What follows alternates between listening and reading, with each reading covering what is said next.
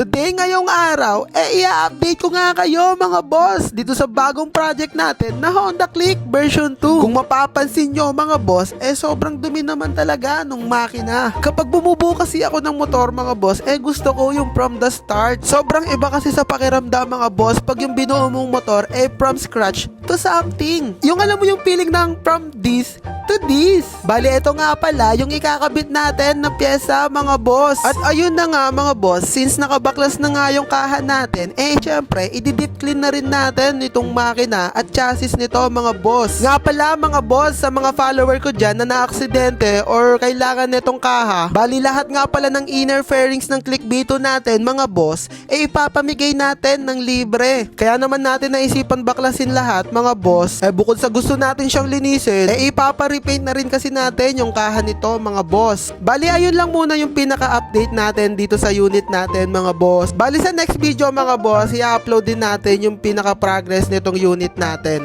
At suggest na rin nga pala kayo ng magandang kulay mga boss. Yun lang mga boss, ride safe. Thank you.